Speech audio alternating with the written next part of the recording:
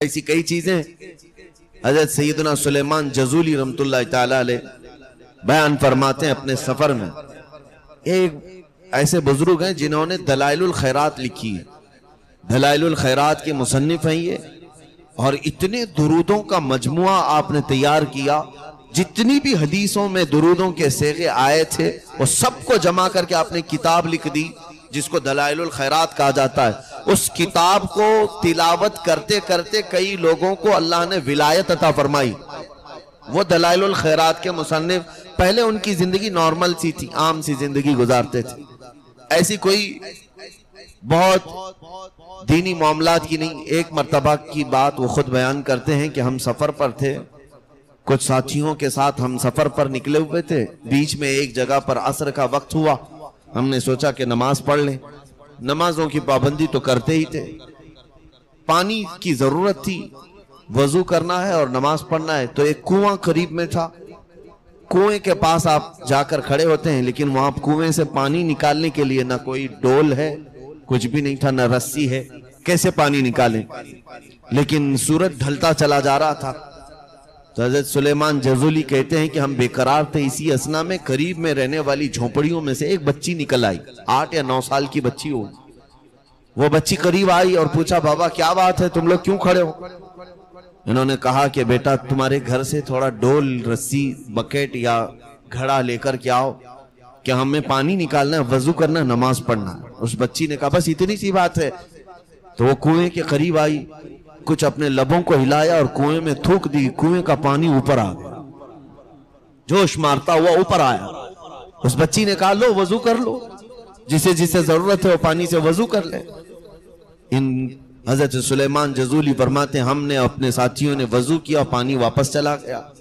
میں نے اس بچی سے کہا بس مجھے نماز پڑھنے دے دو, نماز پڑھنے کے بعد مجھے تجھ سے 2 جملے بات کرنے ہیں. آپ نماز پڑھے. وہ بچی رکی رہی. پوچھا بیٹا یہ تو بتا کہ تو نے کیا عمل کیا جس کی وجہ سے کنویں کا پانی اوپر آیا, کیا عمل کیا تھا, تو کون سا وظیفہ کرتی ہے؟ سنیے سلیمان جزولی رحمت اللہ علیہ سے وہ بچی کیا کہتی ہے, بابا میں کون سا وظیفہ کرتی ہوں, میں کون سا عمل کرتی ہوں, محض ایک بار درود پڑھا اور پھونک دیا. ایک بار درود شریف پڑھا تھا اور کنویں میں تھوکا اور پانی آ گیا. کہا ہم تو بہت درود پڑھتے ہیں. اس بچی نے کہا ہاں زبان کا فرق ہو سکتا ہے, میرے والد نے تربیت ایسی کی کہ آج تک میں نے زبان سے کبھی جھوٹ نہیں کہا اور حرام لقمہ نہیں کھائے میرے گھر میں. اور یہ 2 چیزیں ایسی ہیں جس کی وجہ سے تاثیر بڑھ جاتی. سلیمان جزولی رحمت اللہ علیہ فرماتے ہیں اسی دن سے زندگی پلٹ گئی, بدل گئی. ایک بچی نے آپ کی زندگی کو ایسے بدلا کہ آپ نے اپنی زندگی کا باقی حصہ پورا درود پاک پڑھنے میں گزار دیا. پوری زندگی بھر درود پاک پڑھتے رہے اور لکھتے رہے, اور ایک کتاب تصنیف فرما دی دلائل الخیرات. پھر آج دیکھیں ان کی لکھی ہوئی کتاب کی تاثیر اتنی ہے کہ اگر کوئی کنٹینیو اس کو وظیفے میں رکھے تو اللہ تعالیٰ اسے ولایت عطا فرماتا ہے, اپنا قرب عطا فرماتا ہے. عزیزان گرامی, زندگی میں رب تعالیٰ کبھی کبھار ایسے موقع فراہم فرماتا ہے کہ انسان کو وہاں بدل جانا چاہیے, بدل جائے. کئی معاملات ایسے ہیں, جیسے بغداد مقدس کے سلسلے میں ایک روایت ہے کہ ایک شخص ایسا تھا جو گناہ کرتا تھا اور اپنی ڈائری میں لکھتا جاتا تھا. سب جو کیا وہ آج ڈائری میں نوٹ کرتا تھا. اس کی عادت تھی, کئی زنا کیے تھے اس نے, کئی چوریاں کی تھی, کئی لوگوں سے بدکاریاں کی تھی, سب لکھ کر کے رکھتا تھا. ایک بار اس نے, مال بہت زیادہ تھا, پیسے بہت زیادہ تھے, ایک خاتون کو وہ پیسے دے کر منوا کر کے لے آیا. ایک عورت 100 دینار پر وہ راضی ہو گئی اور اسے اپنے گھر لے آیا. جب گھر لے آیا تو اس عورت سے اپنی ہوس کی, خواہشات کی پوری تکمیل کرنا چاہ رہا تھا. اسی اسنا میں اس عورت کو دیکھا کہ بدن میں اس کے کپ کپی تاری, کانپ رہی عورت, اور پورا بدن اس کا تھر تھرا رہا ہے. تو اس مرد نے پوچھا کہ تجھے کیا ہوا, تو کیوں کانپ رہی ہے؟ تو عورت کہتی ہے اے نوجوان, میں پیشاور طوائف نہیں ہوں, عادت سے میں حرام کاریاں نہیں کرتی ہوں, میں ایک بیوہ ہوں, میرے گھر میں 3 چھوٹے بچے ہیں, کئی دن ہو گئے میرے گھر میں فاقہ کشی چل رہی ہے, کمانے والا کوئی ہے نہیں۔ میں نے بچوں کو کئی دنوں سے تسلی دی، اب ان کے پیٹ کی آگ کو بجھانے کے لیے میں نے سوچا کہ کیوں نہ میں اپنا جسم ہی بیچ دوں، اور میں تیرے ساتھ آنے کو راضی ہو گئی۔ زندگی بھر کبھی آج تک مجھے کسی اجنبی مرد نے ہاتھ نہیں لگایا، محض میں اپنے بچوں کا پیٹ بھرنے کے لیے اپنا جسم تجھے حوالے کرنے آ گئی، اور آ تو گئی تیار ہو کر، لیکن اب تیرے بستر پر آتے ہی مجھے یہ خوف ستا رہا ہے کہ میرا رب تو اب بھی دیکھ رہا ہے، اور قیامت کے دن جب مجھے اٹھایا جائے گا تو پتہ نہیں کس چہرے کے ساتھ اٹھایا جائے گا۔ تو بس یہ تصور ہے میرے مولا کا جو میرے جسم میں کب کبھی طاری کر چکا ہے۔ میں ڈر رہی ہوں کہ کیا بولوں اس کو۔ بس اس کے یہ جملے تیر کی طرح چبھتے چلے گئے اس بندے کو، ایسا چبھنے لگے، اور اس نے اس عورت کو فوراً اسی وقت آزاد کیا۔ اسے جتنے مال کی ضرورت تھی اس کی اولاد کو سب دی، اور کہا خاتون مجھے معاف کر دے۔ میں کتنا نکما ہوں اور کس قدر حیوانیت کا شکار ہوں کہ تو اپنے گھر میں بچوں کو بھوکا چھوڑ کر انہیں کھلانے کے لیے اپنا جسم دینے آ گئی، اور یہاں میرا حال یہ ہے کہ گھر بھر میں سب کچھ ہے، ساری نعمتیں ہیں، پیٹ بھرا ہوا ہے، اس کے باوجود میں لذتیں حاصل کرنے کے لیے گناہ کرتا ہوں۔ میرے ہاں کوئی بھوکا نہیں، میں مجبوری سے گناہ نہیں کر رہا، میں جان بوجھ کر کے عیش و عشرت کے لیے گناہ کر رہا ہوں۔ مجھ سے زیادہ اس دنیا میں رذیل و ذلیل کون ہو سکتا ہے؟ بس اس عورت کی باتوں نے ایسے اس کے اندر کپ کپی طاری کی، وہ سب چھوڑ دیا، توبہ کر لیا۔ اے بار الہا، نہ جانے ایسی کتنی عورتوں کو میں نے استعمال کیا ہوگا۔ خلاق العالمین، کیا میرے معافی کی کوئی صورت ہو سکتی ہے؟ کیا میں معاف کیے جانے کے قابل ہو سکتا ہوں؟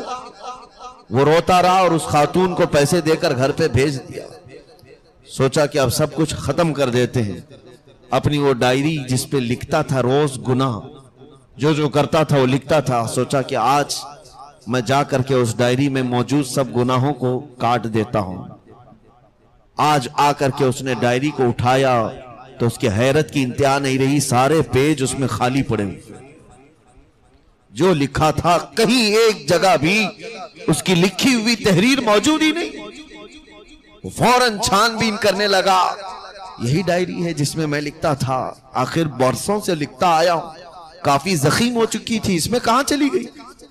غیب سے ندائی، اے بندے جو میری طرف چلنا چاہتا ہے ہم اس کے پچھلے سابقہ چیزوں کو مٹا دیا کرتے ہیں، جس طرح تیرے لکھے ہوئے کو ہم نے مٹایا، اسی طرح ہم کرامن کاتبین کے لکھے ہوئے کو بھی مٹانے پر قدرت رکھتے ہیں۔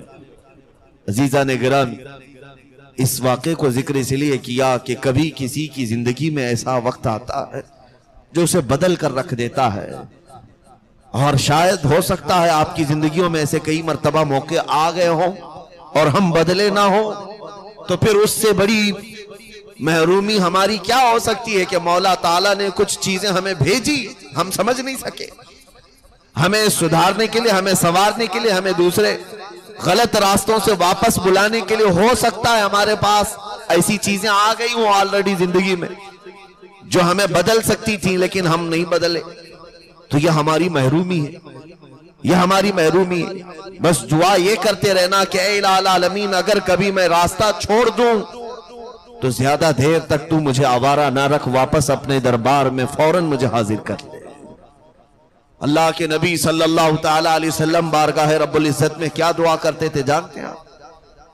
یوں عرض کرتے تھے، لا تکلنی الی طرفت عین یا اللہ، اے اللہ تو مجھے میرے اپنے آپ کو، حضور فرماتے ہیں اے رب تو مجھے اپنے آپ کو میرے حوالے ایک منٹ کے لیے بھی نہ کرنا، تو اپنے حفاظت میں رکھنا۔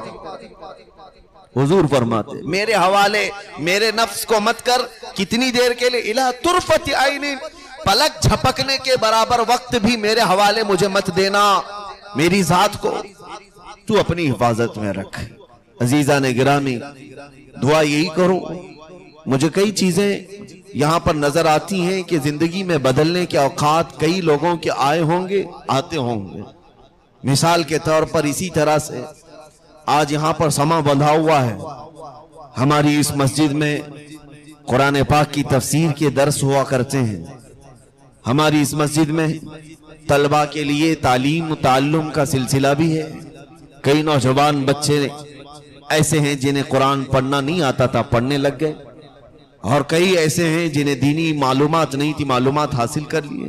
یہ ساری ایکٹیویٹیز مسجد کے اندر ہو رہی ہیں، تفسیر قرآن، اور پھر اس کے علاوہ ہر ہفتے ذکر اللہ کی مجلسیں رات کے وقت.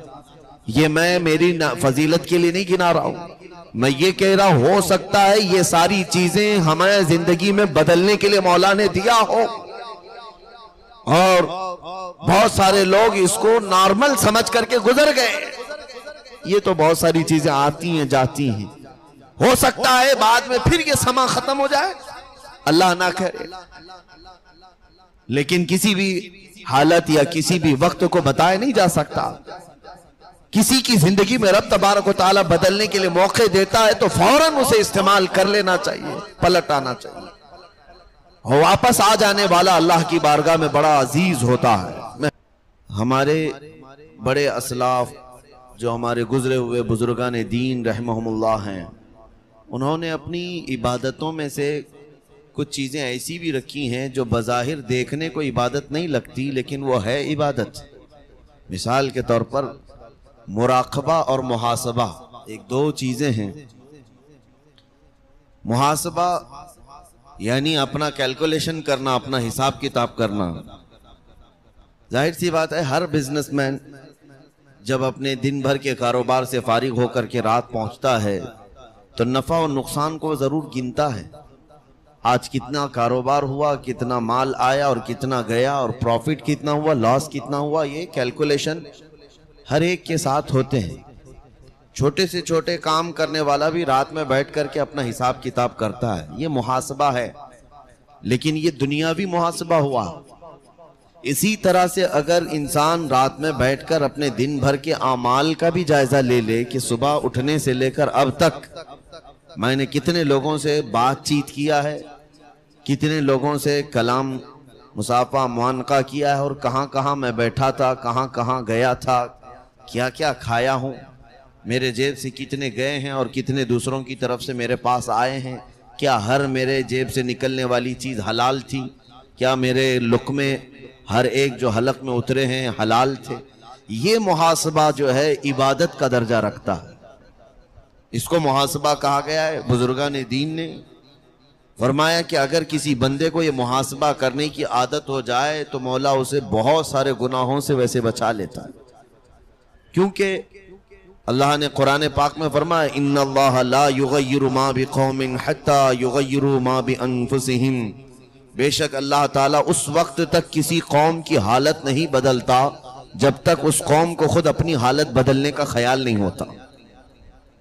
یعنی تبدیلی، چینجنگ ہمارے اپنی جانب سے شروع ہونی چاہیے.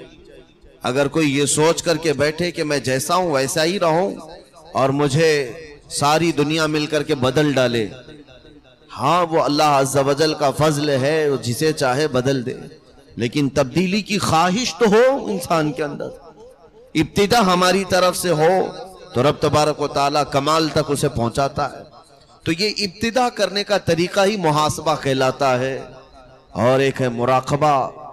مراقبہ بھی تقریباً اسی معنی میں ہے کہ واچنگ کرنا، یعنی غور و خوض کے ساتھ نظر رکھنا اپنے اعمال پر. اب مثال کے طور پر اگر کسی کو یہ ڈیوٹی دے دی جائے کہ صبح سے لے کر شام تک تم فلاں روڈ پر بیٹھو اور ہر آنے جانے والی گاڑیوں کو گنتے رہنا، تو اس کی ڈیوٹی ہے. ایک ہاتھ میں قلم، ایک ہاتھ میں وہ کاپی لے کر کے بیٹھ جائے گا اور گاڑیوں کی گنتی شروع کرے گا. کون سی گاڑی گئی آئی، اس کی نظر اسی پر لگی ہے. اس راستے پر ہو سکتا ہے بہت سارے انسان بھی آئے گئے ہوں گے لیکن اس کی نظر گاڑیوں پر رہتی. ڈیوٹی اس کو دی گئی تھی گاڑیاں گننے کی، پھر بیچ میں اگر ہاتھی گھوڑے آئے تو انہیں نہیں گنتا. یہ مراقبے کا کمال ہوتا ہے. مراقبہ غور و خوض کے ساتھ اپنے گزری ہوئی چیزوں کو یا اپنی زندگی میں آنے جانے والی چیزوں کو نظر رکھنا، اور خاص طور پر ان چیزوں پر نظر رکھنا جو تجھے رب تعالیٰ سے دور کر سکتی ہیں. جیسے ہی تمہاری نظر ان پر پڑنا شروع ہو جائے گی تمہارا دل انہیں ایکسپٹ نہیں کرے گا. یہ عادت خراب ہے جو مجھے رب سے دور کر سکتی ہے، فوراً تمہارے دل نے اسے باہر نکال دیا اس طرح سے زندگی میں ایک بڑی تبدیلی آ جاتی ہے، ایک چینجنگ آتی ہے۔ انسان کی زندگی کو بدلنے کے لیے اسے محاسبہ اور مراقبے کی طرف آنا ضروری ہے، کم سے کم وہ سوچے، اور اس کے بعد پھر رب تبارک و تعالیٰ کی کرم نوازیاں ایسی کہ اللہ تبارک و تعالیٰ بندہ صرف ارادہ ہی کرتا ہے بدلنے کا، اور رب تعالیٰ اسے کمال تک پہنچانے میں خوب اس کی مدد فرماتا ہے، خوب مدد فرماتا ہے۔ ایسے کہ ایک روایت میں ہے کہ ابھی محفل میں بیٹھا کہیں پر، اسے کچھ باتیں اچھی لگی اور سوچ لیا دل میں کہ اب مجھے گناہ کرنا نہیں ہے، ابھی توبہ نہیں کیا۔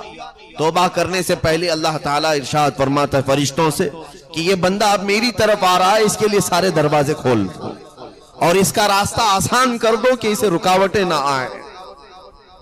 ہم چلنا چاہیں تو ادھر سے دروازے کھل جاتے ہیں، ہم بدلنا چاہیں تو رب تعالیٰ کی طرف سے موقع فراہم کر دیے جاتے ہیں۔